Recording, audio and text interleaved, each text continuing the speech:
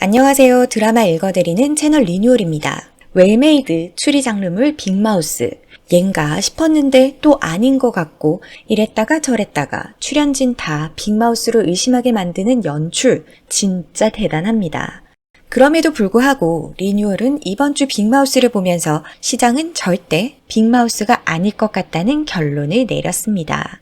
시장이 박창호에게 빅마우스를 자기 앞에 데려오기 전까지는 박창호를 믿지 못하겠다고 말해 나는 빅마우스 아니야 라고 사인을 다 주기도 했지만 시장의 빅피처를 이해하시면 누구라도 의심하지 않게 될 것 같아요. 1회 리뷰에서부터 쭉 의심해왔던 최 시장의 민낯이 이번 주에 드디어 완전히 드러났습니다. 예상했던 것처럼 창호에게 마약 탄 커피를 먹인 사람은 바로 시장이었는데요. 시장은 서교수 논문을 찾아 어르신에게 복수를 하기 위해 박창호에게 빅마우스라는 누명을 씌워가며 이를 꾸미고 있었죠. 미호가 박창호에 대한 무한 신뢰를 보이자 최 시장은 자신의 과거사를 들먹이며 창호가 정말 빅마우스일지도 모른다는 의심의 불씨를 키우려 했어요. 염색 공장을 운영하던 최 시장의 아버지가 폐수를 몰래 방류한다는 오해를 받게 되고 어느 기자가 이를 제보해 신문사와 재판까지 가게 됐었습니다. 이후 재판에서 진 아버지는 병들어 죽었고 최 시장은 아버지의 억울함을 풀어드리고자 법조인이 되었다고 말했어요. 아무래도 당시 최 시장 아버지의 공장에 대한 기사를 터뜨린 쪽이 공지훈의 언론사인 우정일보가 아닐까 하는데요. 최 시장이 처음부터 지금까지 한결같이 공지훈에 대한 반감을 보이는 이유가 바로 아버지 죽음에 공지훈 집안이 엮여있기 때문이겠죠. 거기다 틈만 나면 최 시장을 무시하는 공지훈 개인에 대한 분노도 섞여 있을 것 같네요.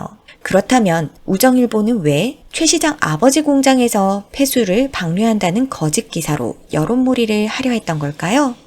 최 시장은 NK화학공장 앞에서 다정하게 웃고 있는 한 가족 사진을 보며 깊은 생각에 빠졌습니다. 이 사진 속 해맑은 아이가 최 시장이었을 것으로 추측되는데요. 아이의 어깨에 손을 얹고 있는 사람이 바로 최 시장의 할아버지였던 것 같아요.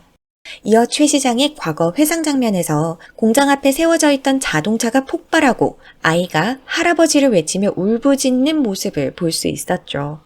NK화학에 몸담고 있던 최도아의 할아버지는 당시 회사 대표였던 어르신의 부당한 지시를 따르지 않았고 이에 죽임까지 당하게 된 것 같았습니다. 이때 부당한 지시란 NK화학 공장에서 발생된 폐수를 무단 방류하는 것이었을 겁니다. 폐수를 처리하는데도 만만치 않은 비용이 발생되니까요. 그래서 우정일보는 어르신을 지키기 위해 NK화학 근처에 있었던 최 시장 아버지의 공장을 타겟으로 거짓 기사를 썼던 것 같네요. 오늘 까마귀 떼가 한 공장지대 위를 날아가다 갑자기 떼죽음을 당하는 모습이 나왔었죠. 이어 새로운 환자들이 들어오기로 했다며 구천병원의 7층 기존 환자들이 모두 퇴원하게 되는 비상식적인 일도 일어났어요. 새로운 환자들은 바로 구천교도소 모범수들이 되겠네요. 구천교도소 모범수들은 꼭두 새벽부터 부역에 나섰는데요. 교도관도 저들이 어디로 가는지는 모르지만 높은 보수가 보장되어 모범수들만 갈 수 있는 곳이라고 박창호에게 설명했죠.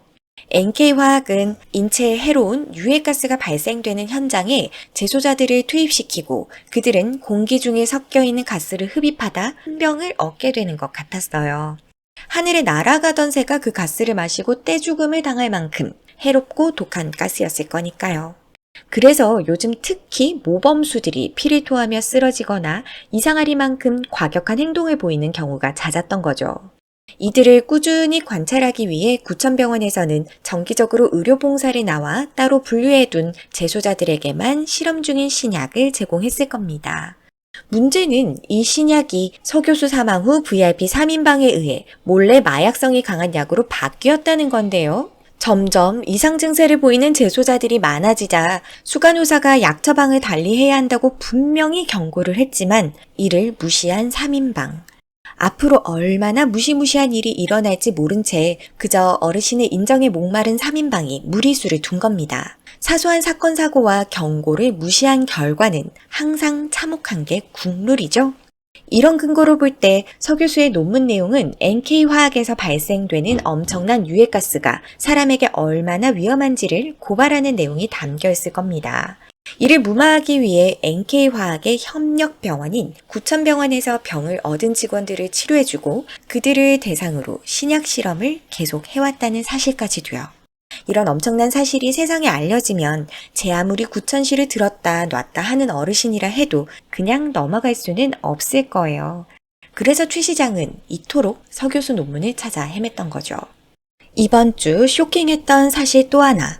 공지훈 일당이 투자한 1,000억을 가로채갔던 정체가 바로 최 시장으로 밝혀졌는데요.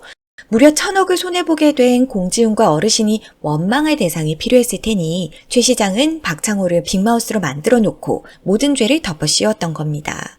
그리고 어르신의 수족걸 같았던 엔하프롬 공지훈 일당은 이번 일을 계기로 완전히 신뢰를 잃게 되고 결국 어르신에게 팽당하게 만드는 거죠.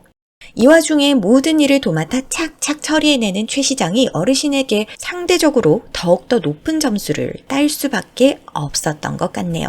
게다가 최 시장이 어르신의 유일한 약점인 서교수 논문까지 찾아 갖다 바치니 어르신은 이제 마땅치 않았던 공지훈 따위는 싹 잊고 시장을 후계자로 삼으려 하게 됩니다. 제대로 탄력받은 최 시장은 어르신에게 복수하기 위해 접근했던 아내, 병원장 현주희마저 제거하기로 한 듯한데요.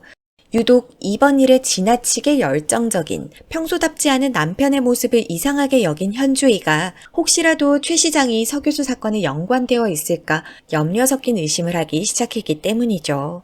거기다 현주희는 애초 어르신이 후계자로 마음에 담아둔 강력한 라이벌이니 제거할 수밖에 없었을 겁니다.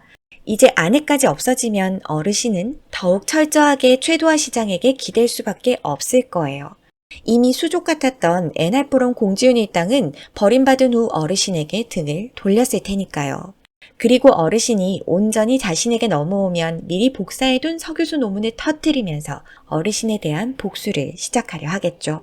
어렸을 적 부모님을 잃고 기댈 곳이라고는 할아버지밖에 없었던 최 시장은 자신이 받았던 극도의 절망감과 공포 그리고 슬픔을 그대로 느끼게 해주려는 거 아니겠어요? 창호가 이대로 최 시장의 복수가 성공하게 내버려 둘 리가 없죠. 빅마우스와 창호의 대결에서 가뿐 시장과 창호의 대결로 이어진 스토리. 점점 드러난 빅마우스와 창호가 손을 잡고 시장과 전면전에 나서게 될 것 같은데요. 다음 주 어제의 적이 오늘의 편이 되는 그야말로 혼란의 시대가 예상됩니다. 빅마우스 완전 분석 리뷰 다음 주에도 리뉴얼에서 함께 하실 수 있습니다. 시청, 구독, 좋아요 감사합니다.